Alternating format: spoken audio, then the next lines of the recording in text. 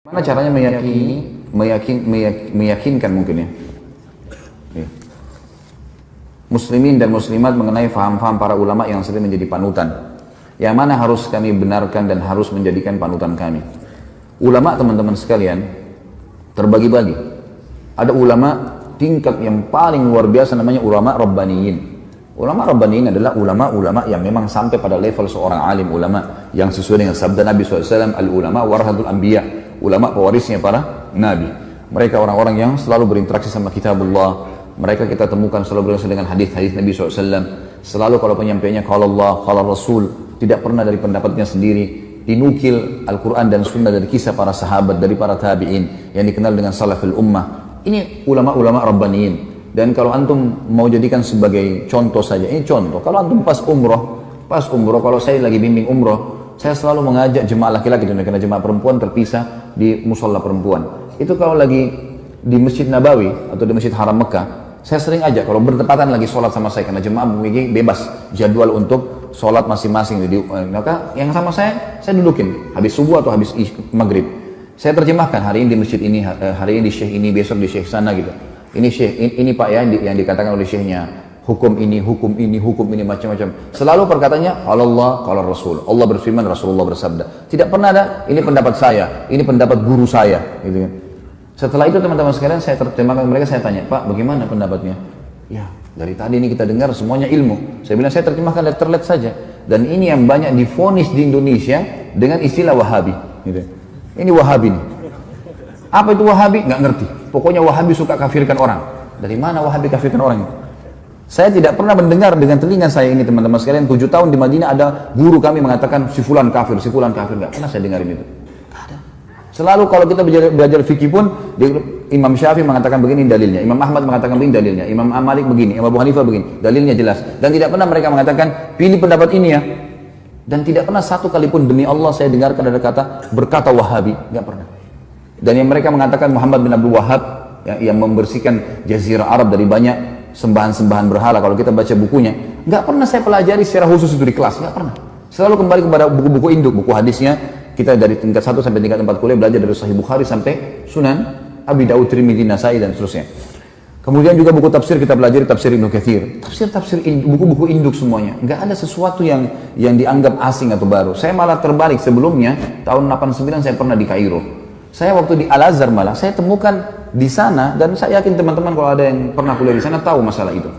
Itu kalau lagi mau belajar fikih misalnya, maka ditanya siapa yang mazhab Syafi'i. Saya waktu itu sama sepupu saya angkat tangan. Silakan ke kelas sebelah, gurunya sendiri. Siapa yang mazhab Maliki? Angkat tangan. Waktu itu orang-orang mazhab Maliki banyak teman-teman dari Afrika. Angkat tangan. Kelas sebelah, gurunya datang, khusus materi fikih. Siapa yang mazhab Hanafi? Teman-teman dari Turki datang, pindah ke sana. Siapa yang mazhab Hambali? Oh, teman-teman dari Timur Tengah, banyak datang di situ. Jadi saya ini tidak pernah tahu Imam Malik, Imam Abu Hanifah, Imam Ahmad bilang apa. Yang saya tahu adalah Syafi'iyah. Bas, tidak ada yang tahu. Di Madinah beda sekali. Dan waktu saya masih sekolah waktu itu, tentu saya tidak berbicara sekarang ya, saya bicara di masa saya. Mudah-mudahan sekarang jadi lebih baik.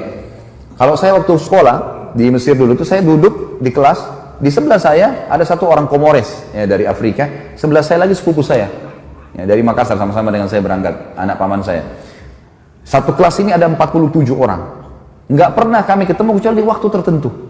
Nah, di waktu tertentu, kadang-kadang cuma ada beberapa anak Turki datang atau beberapa anak Afrika yang datang. Tapi saya nggak pernah kenal wajahnya. Begitu hari ujian, baru kita kenal wajahnya nih, penuh. Pada saat itu kampusnya penuh. Kemudian pada saat itu juga semuanya pada hadir. Saya tanya, siapa kamu? Saya Fulan. Di kelas mana? Kelas ini. Loh, saya juga di kelas itu. Kok nggak pernah saya lihat? Dia bilang kami cuma datang waktu ujian saja. Jadi sepanjang tahun itu kerjanya cuma duduk-duduk saja di situ, gitu kan? Pergi ke bioskop, pergi kemana-mana, hiburan. Karena Kairo sama dengan Jakarta, tidak ada bedanya, gitu kan? Kehidupan di sana ya kehidupan begitu, bebas kan? Jadi saya melihat beda sekali antara kondisi yang ada di Saudi dengan kondisi yang ada di negara-negara Islam yang lain. Dan kita perlu terima fakta teman-teman sekalian. Kalau di Mekah tempat lahirnya Nabi SAW, wahyu turun di sana, gitu kan? 13 tahun fase dakwah di sana, 10 tahun penyempurnaan Al-Quran dan meninggalnya Nabi SAW, dan Nabi masih punya rumah sekarang bisa dilihat, ada masjidnya di Madinah. Kira-kira masuk akal nggak 2 kota ini dijadikan sesat oleh Allah? Secara akal nggak mungkin. Dan sampai sekarang saya bilang tadi, lebih baik secara rasional dipraktikin di lapangan, datangi halaqah-halaqah ulama itu dan dengerin dengan hati yang tenang, dengerin apa yang mereka sampaikan. Baru kemudian kita bisa menghakimi seseorang. Karena saya lihat ini di Indonesia banyak sekali isu sekarang selalu dengan Wahabi. Momok yang menakutkan Wahabi. Saya sampai waktu mau pergi ke Madinah, saya ketakutan dengan istilah Wahabi. Karena ada beberapa teman-teman ayah saya mengatakan, hati-hati di sana, ambil ilmunya tapi jangan jadi Wahabi. Ini ambil ilmunya tapi jangan jadi Wahabi, bagaimana ceritanya? Kan saya lagi belajar di sana. Jadi setiap guru masuk saya lihat, ini Wahabi. Apa yang dia mau sampaikan? Ini momok seperti apa? Sembeli lehernya orang, ini kafir, yang sudah menakutkan. Saya waktu itu ketakutan sendiri. Setelah 6 bulan saya belajar, saya lihat selalu guru datang, qala Allah, qala Rasul. Allah berfirman, Rasulullah bersabda, dinukil dari Ibnu Abbas, dari Ibnu Umar, dari ini. Kisah semua yang berhubungan dengan para sahabat, para tabi'in, generasi emas. Imam yang empat yang terkenal madhabnya. Karena sesuatu yang baru. Dan setiap kali guru-guru keluar habis meneraskan sebuah materi, pasti saya rasa iman saya bertambah. Terus apa ini masalahnya? Kalau ini yang selama ini divonis sebagai Wahabi, ini berarti keliru nih. Ada sesuatu nih. Setelah saya telusurin, ternyata istilahnya keluar dari mulutnya orang-orang Syiah. Sengaja mereka memvonis itu supaya yang paling banyak membongkar kedok mereka, supaya yang mereka mengatakan Quran kurang, mereka mengatakan bahwasanya sahabat kafir. Ini adalah orang-orang yang ada di tempat lahirnya Nabi SAW dan tempat meninggalnya Nabi SAW. Pernahkah kita lihat teman-teman sekalian, pemerintahan Saudi sekarang merusak Masjid Haram dan Masjid Nabawi? Atau mungkin tidak mengurus rumah Nabi SAW, tidak mengurus Masjid Nabi?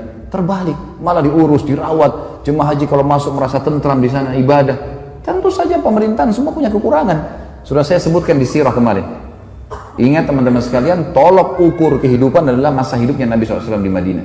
Kalau di zaman Nabi SAW saja ada orang kafir, ada orang munafik, ada orang maksiat, dan ada orang mukmin. Di zaman Nabi SAW, apalagi kerajaan Saudi, apalagi pemerintahan Indonesia, apalagi semuanya gitu kan. Tetapi saya tetap mengatakan, ulama ada di mana-mana. Ulama-ulama Rabbani ada di mana-mana. Artinya di Indonesia juga insya Allah mudah-mudahan ada di antara orang-orang yang kita anggap punya kapabilitas dan kapasitas untuk itu. Tentu bukan saya dan bukan antum. Ini ada orang-orang yang sudah sampai pada tingkat yang luar biasa dari ibadah mereka dan juga ilmu mereka. Mereka hafal Quran, mereka hafal sekian banyak hadis. Sampai Imam Ahmad mengatakan tidak akan boleh seseorang menjadi imam madzhab kecuali menghafal 50.000 hadis. Baru bisa dianggap sebagai seorang ulama rujukan. Makanya di zaman beliau-beliau banyak sekali kan ulama-ulama tapi mereka belum bisa dijadikan sebagai rujukan karena memang dianggap masih sedikit. Kita kadang-kadang subhanallah baru bisa hafal 2-3 ayat berapa hadis sudah vonis orang macam-macam gitu kan. Kemudian ikut-ikutan terbawa arus mengkafirkan si fulan, menyalahkan si fulan. Kadang-kadang kalau diingatkan perbuatan, jangan akhi, ini Nabi SAW tidak pernah lakukan, ini bid'ah. Wah, ini Wahabi ini berarti. Padahal kalau kita ikuti pengajian teman-teman yang divonis Wahabi ini teman-teman, saya sering bahasanya ini di Jakarta.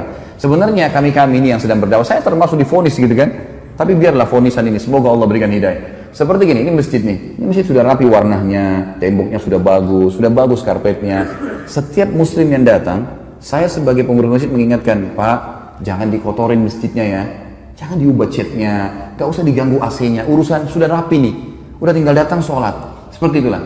Nah, teman-teman yang buat bid'ah ini adalah orang yang seperti masuk masjid, coret sana warnanya, tambah-tambah yang lain lah. Ubah-ubah ini, pencet-pencet AC-nya. Makanya diingatkan, jangan, agama sudah sempurna, hanya itu kok. Wah ini Wahabi. Wahabi apa ini? Akhirnya umat ini kayak lari dari dakwah gitu.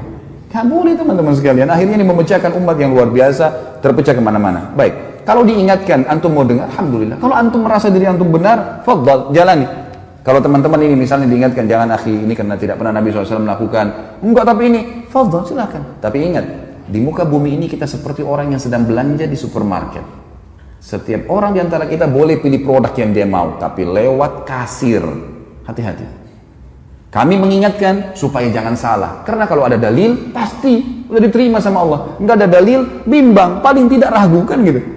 Dan masih tanda tanya, diterima enggak ya? Nah kenapa harus jerumuskan diri pada hal itu? Orang yang masuk pada perbuatan teman-teman yang minimal syubhat, apa kata Nabi SAW? Halal jelas, haram jelas. Di antaranya ada hal yang samar-samar. Siapa yang menyelamatkan dirinya pada hal samar-samar? Boleh nggak ya? Siapa yang menyelamatkan dirinya dari hal samar-samar, dia telah menyelamatkan kehormatan dirinya dan agamanya. Dan siapa yang menjerumuskan dirinya pada hal yang syubhat, dia telah menjerumuskan dirinya pada yang haram. Seperti pengembala domba yang bawa domba-dombanya di ladang rumput, yang rumputnya lebih tinggi dari dombanya, sehingga dia tidak tahu domba mana yang dicuri oleh serigala. Berarti dalam Islam cuma ada halal, ada haram. Syubhat pun masuk di sini. Ragu pun nggak ada dalilnya atau mungkin lemah, ya sudahlah gitu loh. Ini enggak langsung divonis saja langsung ini. Sekali lagi teman-teman, kalau dianggap ini adalah perbuatan, nggak apa-apa lah, ya sudahlah. Jangan dijadikan perpecahan umat, gitu kan? Yang ini perlu diketahui. Ini ulama yang pertama, Rabbani. Ada ulama yang memang ini istilah dari para ulama waratha. Ulama waratha ini orang-orang yang terwariskan istilah ulama pada mereka. Gitu. Tapi orang-orang ini tidak punya kapasitas untuk itu. Saya kasih contoh kayak kita di Indonesia kan, maaf, gelar ustadz, ya. Ini mudah sekali kan? Siapa saja bisa bicara sedikit agama, ustadz. Jadi ini semua divonis. Yang lebih unik lagi adalah, maaf, jangan tersinggung. Ini orang di Indonesia sekarang ahli melintir perkataan ini. Ya. Jangan dipelintir lagi. Saya tidak singgung siapapun, dan jangan tersinggung. Nggak usah tersinggung. Kalau baik terima, nggak baik nggak usah terima, kan selesai gitu. Gelar haji. Pak Haji ini pulang dari haji 40 hari alim. Dari mana alimnya nih? 40 hari memang di sana belajar, hafal Quran. Kalau kita lihat jemaah haji kita datang ke sana, tinggal di hotel, pergi sholat di masjid, dan kebanyakan nongkrong depan hotel, masih banyak merokok di situ, ngobrol-ngobrol. Pulang tiba-tiba jadi alim, dari mana ini disulap ini? Nah, bagaimana caranya bisa tiba-tiba berubah ini? Dan kita vonis, oh ini berarti seorang alim. Yang banyak terjadi di Indonesia, dan ini kita sayangkan sekali. Kalau khatib tidak hadir, baik silakan Pak Haji gantikan.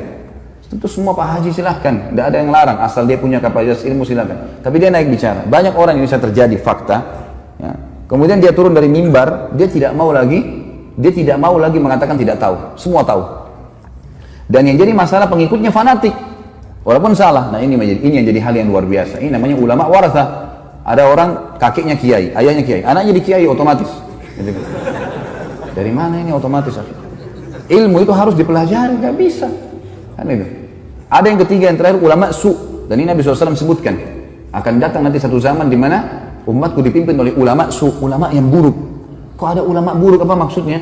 Kata Nabi SAW adalah ulama yang memanggil umat ini pada kesesatan. Mereka diberikan julukan ulama, tapi mereka ngajak orang-orang untuk berbuat hal-hal yang dikarang-karang sama dia, buat cara ibadah sendiri, nggak butuh dengan syariat. Gimana caranya nggak butuh syariat?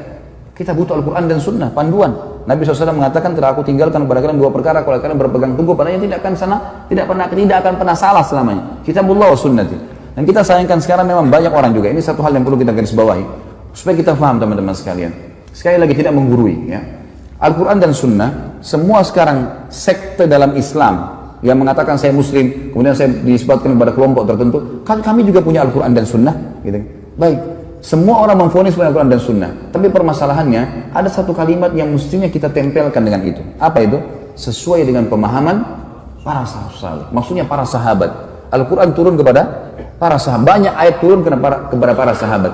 Hadis-hadis Nabi SAW disebutkan di hadapan para sahabat. Berarti kalau kita kembali kepada tafsir, kita kembali kepada hadis Nabi SAW, lihat perkataan para sahabat. Itu yang penting. Kita sekarang nggak ayat Al-Quran kita vonis sendiri. Banyak orang-orang yang akhirnya menyalahkan orang lain karena masalah ayat dibaca, oh ini maksudnya begini, sudah selesai, dihakimi sama dia. Atau ini hadis begini, kemudian langsung divonis sama dia. Padahal sebenarnya tidak kembali kepada pemahaman para sahabat. Ini yang Allahu a'lam, yang saya tahu akhirnya membuat umat ini banyak kemana-mana pemahamannya. Dan banyak diantara mereka mengatakan, itu kan zaman sahabat. Sahabat juga bisa melakukan, kenapa kita tidak? Tentu saja sahabat melihat Nabi SAW. Apalagi khulafa Rasyidin, gitu kan? Buktinya Utsman bin Affan boleh buat susun Al-Quran, dan zaman Umar bin Khattab dijadikan tarawih 20 rakaat. Siapa mereka? Khulafa Rasyidin. Kata Nabi SAW apa? Alaikum bisunnati wa sunnatu khulafa Rasyidin mahdiyyin min ba'di. Addu alaihi bin nawajid. Berpegang pada sunnahku dan sunnah khulafa Rasyidin. Antum masuk khulafa Rasyidin? Kan tidak kan? Nah iya. Mau disamain perbuatan dia dengan Utsman bin Affan radhiyallahu anhu, dari mana ini? Tidak bisa ketemu. Ada dalil menjelaskan masalah itu kan? Berpegang teguh pada keduanya walaupun dengan gigi geraham kalian. Abu Bakar, Umar, Utsman, Ali yang disepakati oleh Rasyidin, sunnah mereka yang kita ikutin, perbuatan-perbuatan mereka, contoh yang mereka lakukan, bukan kita teman-teman sekalian, gitu kan? Jadi kita harus jangan tarik, oh itu buktinya sahabat bisa buat, kita juga bisa buat, nggak bisa. Pada saat itu para sahabat ada, masih hidup dan mereka sepakati untuk itu. Ini yang perlu kita ketahui. Allahu a'lam.